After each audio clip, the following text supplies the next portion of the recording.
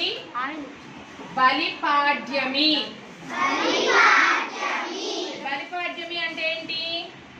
బలి చక్రవర్తి వామనావతారంలో విష్ణుమూర్తి 3 అడుగులు నేల అడిగితే బలిని పాతాళానికి తొక్కేసిన రోజు.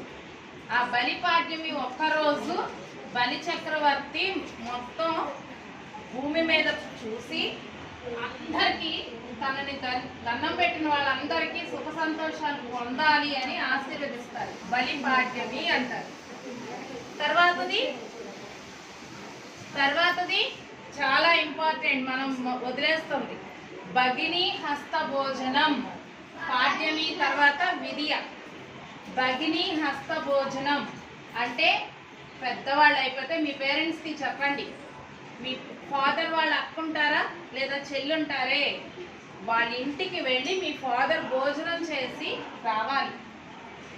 ఎప్పుడు? ట్యూస్డే. అర్థమైందా? భగిని హస్త భోజనం. మీ మదర్ ఎవరన్నా మీ మామయ్య వాళ్ళు వచ్చి మీ ఇంట్లో భోజనం చేయాలి. అర్థమైందా? మీ అత్త వాళ్ళ ఇంటికి మీ ఫాదర్ వెళ్ళి భోజనం చేసి రావాలి.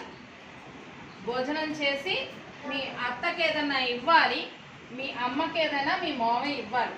అడగండి, ఊరుకోకండి. మీ ఇంటికి వచ్చి భోజనం చేయమండి. ఏమి ఇవ్వడాలి తర్వాత చూస్తారు.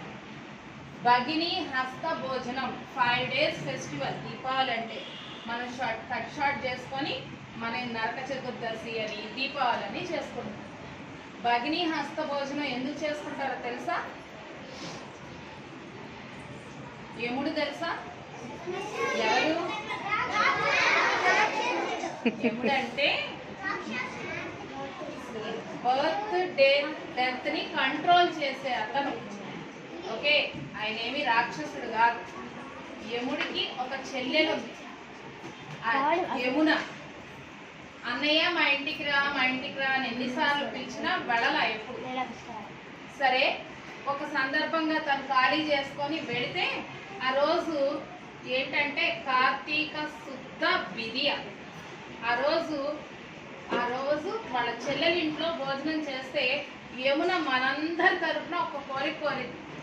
అన్నయ్య, ఈరోజు ఎవరైతే చెల్లెలింటికి వెళ్ళి భోజనం చేస్తారో వాళ్ళకి అంటే ఇప్పుడు కొంతమందికి ఇబ్బందులు ఉంటాయి చూడండి, హెల్త్ డిస్టర్బెన్సెస్, అలాంటి ఏం లేకుండా ఉండేటట్టు అనుగ్రహం అడిగింది. యమున మనందరి తరఫున అడిగింది. తన కోసం ఏం అడగల, వాళ్ళ అన్నయ్య కదా, అంత ఇవ్వగలిగిన వాడు కదా, నాకు ఇది కావాలి అని ఏం అడగల యమున.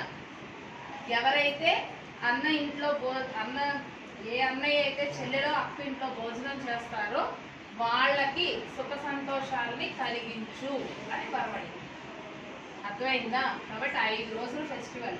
ధనత్రయోదశి, నరక చతుర్దశి, దీపావళి, బలిపాడ్యమి, తర్వాత భగిని హస్త భోజనం. భగిని అంటే సిస్టర్. ఓకే, సిస్టర్ ఇంటికి వెళ్ళి భోజనం చేసి రావాలి ఆ రోజు. అర్థమైందా? ఇవన్నీ సెలబ్రేట్ చేసుకోవాలి మనం, అంతేనా? ఏది మీరు నేర్చుకుని రైమ్ చెప్పండి.